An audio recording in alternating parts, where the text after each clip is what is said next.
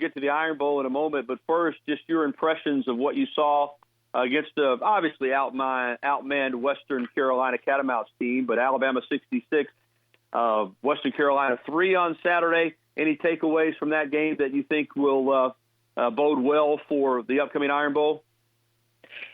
Well, I think the one thing that strikes me in a game like that always is, what kind of energy do you play with?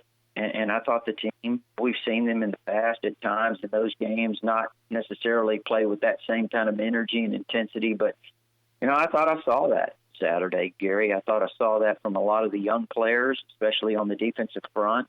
Saw some things that were very, very encouraging in that regard. A lot of young, youthful potential there. And I thought Mac Jones did a nice job. I thought, once again, I just thought that it was they had the right attitude, and I think that's encouraging. Mm-hmm. I was on a show Saturday afternoon, a radio show after the game, and I was asked what my expectations were for Mac Jones on Saturday at Auburn, how I thought he would play, and I answered the question honestly, and I'm curious about your thoughts. I don't know. I mean, I've been impressed with what I've seen from him as a backup and in the 2 games he started, but we've not seen him anything close to the environment that he's going to face on Saturday at Jordan-Hare Stadium. So I don't know the answer to that. I think he'll be prepared. I think he believes in himself. We talked about this last week. I think he certainly is throwing the football fairly well. He's got great weapons around him, but it's hard to answer that question as it would be for any starting quarterback that had never started in that environment, Rodney. That's going to be unlike anything he's ever faced. How do you think he'll do, though?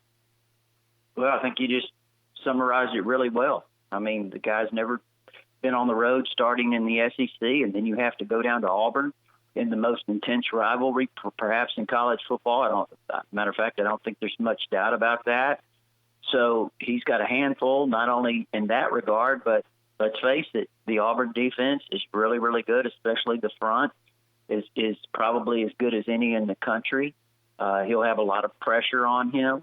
It's a difficult situation for a young quarterback, any quarterback. I mean, they went to Baton Rouge and did a pretty good job on Burrow. I mean, although they racked up some yards, but they did hold LSU to 23 points. And, they harassed Burrow some. And so an inexperienced quarterback like Mac Jones, this is a really, really difficult situation for him to step into going down there in this particular game. But, he's got some good players around him. And I think that Sarkisian will do a really good job of, trying to put him in positions to make some plays. And I do think there will be some plays to be made. Now, when you're talking about throwing the ball down the field, I think Alabama can make some of those plays if they can protect him, which I think this offensive line's improved dramatically over the course of the year. And if they can give him the protection and he can take some shots down the field, I think they'll be there. But the one thing for sure is, and we saw this on Saturday, some of his throws were off a little bit. Now, again, that sometimes happens. You're talking about timing. Those things are important, and those things are developed over the course of time. But I think if he's got some guys open, he's got some plays to be made, he's got to make those throws.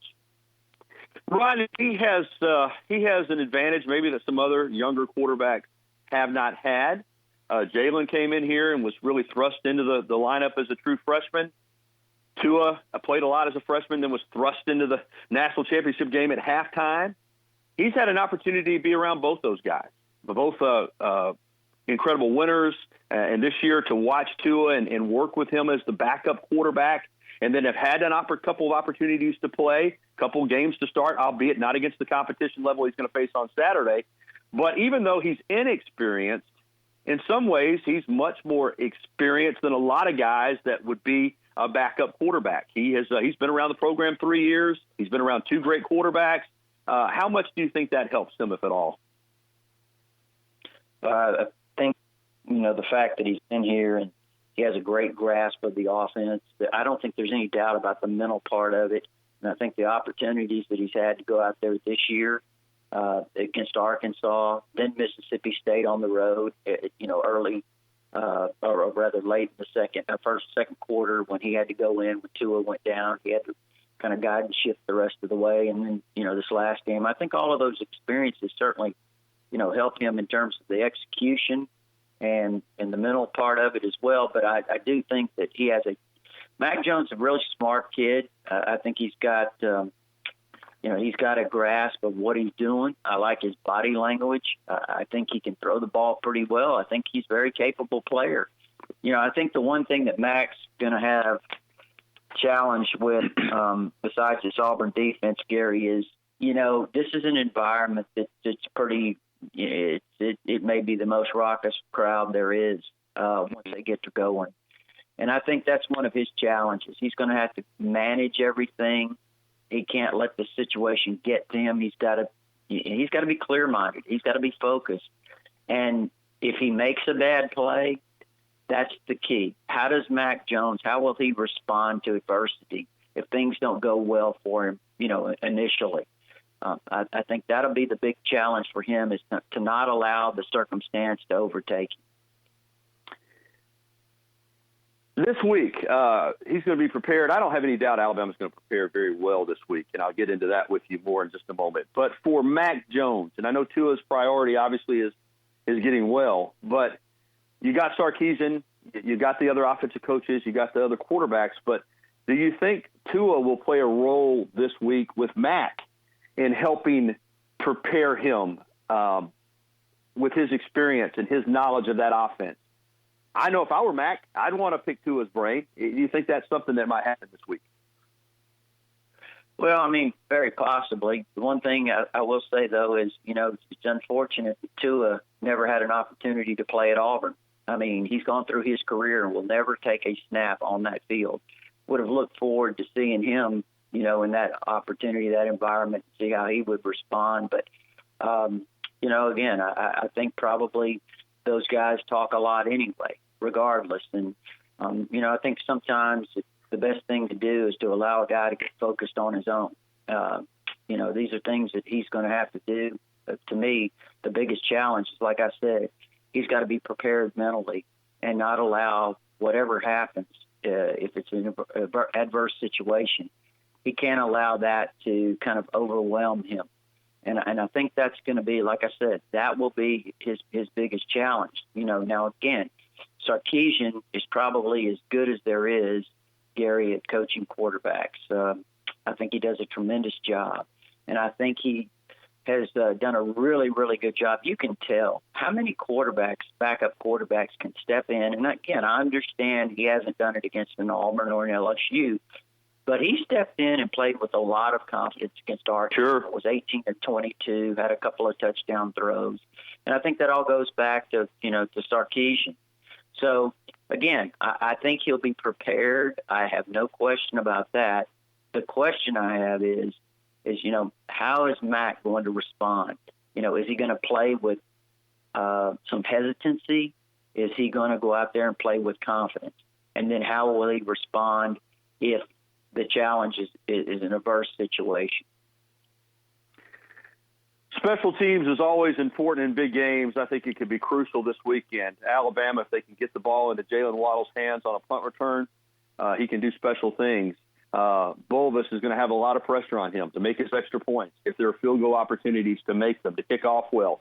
Pirine, the young walk-on inexperienced punter, Alabama can't afford to get a kick block. They can't afford, to miss field goals. How vital do you think special teams will be for Alabama in this game if they're going to win it? Huge, because I think we've seen in the past, whether it was 2013, 2017, some special teams breakdowns have certainly lent to the momentum that Auburn built in those games. Right off the bat in 2013, they missed a field goal. I can't even remember how many field goals they ended up missing that day. It was a debacle. And they hit a field goal, and remember they called Ari Kwanjo, even though it was a wrong call. They called him twitching. And so all of those things contributed, not to even mention the kick six, where the field goal attempt that fell short. And just a lot of special teams errors, contributed to the momentum and the wins that Auburn's had in some of those games. So I think it's huge. And Alabama could make that into a huge advantage for them. You mentioned Waddle. I think hopefully Ruggs will be back returning kickoff. And so I do think Alabama, certainly Pirine, you mentioned that. That's going to be a challenge for him. Bulovas, how's he going to respond, kicking in that atmosphere? We'll see. Defensively, and we'll get an update from Coach Saban. Open to the Carolina or back. I sense this defense has grown some, and I know the LSU game was a bad performance, but I thought that they were supposed in that game. I thought they played great against Mississippi State. Obviously, Saturday, again, you're against an outmanned opponent. But what's your expectation for the defense against Auburn on Saturday? That's a good question. I know that, we've seen Gus's trickery, the way he does things, and he's going to try to take advantage of those young inside linebackers. And quite honestly, we saw it against Mississippi State where, Shane Lee got lost in coverage a couple of times, and I'm not pointing the finger specifically at him. I'm just saying I saw Saturday where, you had a safety that totally blew a coverage and allowed the guy to get downfield on a 3rd and long. I think it was, or maybe it was 3rd and 1, and they threw the ball down the field surprisingly and picked up 15 yards because, the safety didn't play it right. But, all of those things, the things that they do offensively to keep you off balance. And they have a lot of speed with some of those outside guys, so that's going to be a challenge as well. I really don't know what to expect from the defense, Gary. Hopefully all of those guys will be back that are injured, the ones up front, DJ Dale, Raekwon Davis, et cetera, could certainly be beneficial. But to be honest with you, I think this game's hard to kind of judge when you look at it. I just don't know how the Alabama defense will respond, and I think that will be one of the more interesting things to watch. Rodney, I asked Scott Moore this question earlier, and I'm curious to get your response. There's been, most of these games when Alabama has gone into the Iron Bowl, they were either playing for an opportunity to play the next week in Atlanta for the SEC championship or already secured a spot. So clearly you were preparing to beat Auburn, but you knew you had to play a game the next week. And I guess where I'm going with this is you had to leave something in the tank. That's just reality. This week you don't have to worry about that, Rod. I mean, there's no game next week. And, you're not going to play again until either the playoff or a bowl game. I think that could help with preparation. I think you can ask these guys to sell out on Saturday. I mean, just completely leave it all on the field. You don't have to worry about getting them back up for an even bigger game the next week. Do you agree with me on that could be a positive for Alabama? It's not one that they're usually, not a situation where they're usually in this scenario playing in the Iron Bowl. Yeah, I mean, again, I think you got to come out with to be honest with you, in the past, we've seen maybe not being aggressive up front, initially in these games, and I think it's cost Alabama. I think it's allowed Auburn to get some momentum. They've played loose, as we've seen down there. We've seen that several times. And, I know you have to protect Mac Jones to some extent because he is so inexperienced. You don't want to go down there and just throw the game away trying to be aggressive. But I do think that you have to take the chains off a little bit, allow him to sling it around. They're going to have to do that. I think they're going to have to take some chances throwing the football. They're going to have to be aggressive. And I think if you hit some of those plays, it's high risk sometimes, but I think it's also high reward, as you know. And so I think that, again, I'm not one that says you go down there and you just let it all hang out. I do think you have to be a little bit cautious in terms of how you allow that to unfold. But I do think that, if the way I'm looking at it, I think Alabama can hit some shots down the field, and I think they're going to have to allow Mac Jones to throw it around some. Well, Rodney, I agree with you 100%. I've said for many years Alabama wasn't a quarterback-dependent offense, but they became one. And you can't, in that they've got other weapons, but everything ran through Tua. You can't suddenly change who you are. I'm with you. You can't all of a sudden say now we're going to go back into a conservative mode to protect Mac Jones. You'll lose the football game. The offense is the offense, and he's going to have to run it. And that doesn't mean that, as you said, you don't protect him in some ways, but you can't put the reins on him to the point where you just choke yourself out of an offensive game plan. So I'm with you. He's going to have to make plays. When you do that, I think you strip the confidence of the player.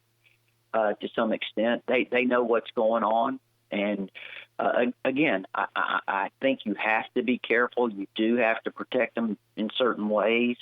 But I think you have to go in there with confidence and say, hey, Mac, listen, you're capable of doing this. You've just got to make the right decision, stand in there. Don't be affected by any adverse situations. And, you make the throws that you're capable of making. And let's go. Let's see what happens. Let's be aggressive. And, kind of like maybe as I'm thinking about, you remember in the 2009 SEC championship game, Alabama came out and turned McElroy loose a little bit. And he had a big day. He built confidence. He gained momentum early, made some throws quickly. And, it was, again, it's totally different kind of style now. I get that. But it was the mentality, the mindset that Alabama came out and said, hey, we're going to play aggressive. We're playing to win. And I think that that's what you have to do down there. Again, be cautious at times and in ways, but they've got to turn him loose a little bit. If Alabama wins this game, Rodney, they'll be 11-1. Their only loss will be the number one ranked team in the country. Do you think they would deserve a spot in the college football playoff? Well, I think certainly they are in position for that, Gary. I deserve. I guess that depends. I think that Georgia would have to lose. They've put themselves in a position. After that, I think Alabama is better than the other teams that are being mentioned. Utah, I guess, is one. Baylor is the other. Oklahoma is the other that I remember off the top of my head. I think Alabama certainly, you go down there to Auburn and you beat them in an intense rivalry game with your backup quarterback and you finish 11-1, like you said, then I don't see anyone that's done anything more impressive among the group of schools that we mentioned. So I would have to say if that happens and Georgia loses, then I think Alabama's in great position. Much more discussion all week long about this game on TiderInsider.com, Rod. I know it's not too late. It's never too late for people to get involved. All they have to do is sign up, and you'll get them turned on right away, and they can jump out there on the closed forum and get involved in the discussion today. It's really rolling, too. TiderInsider.com. It's only $48 a year. You can get access with your credit card, or if you prefer, and that's instant access. Or if you prefer, there's an address there to send a check. And, Gary, the premium stuff, but also you mentioned the forum where it's nonstop. So TiderInsider.com. It's only $48 a year. Thanks, Rodney. All right, buddy. Take care.